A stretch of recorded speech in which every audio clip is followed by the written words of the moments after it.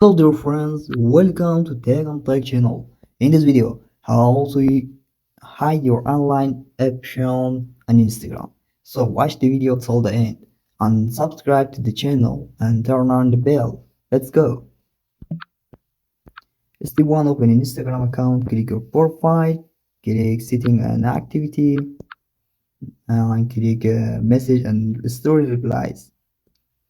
Okay, and you can see your online. Click show activity status.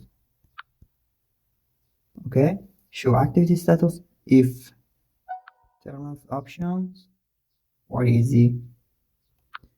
Now no one knows that you're online. You can choose the options according to your personal opinion. Please like the video and subscribe to the channel. Tech on Tech.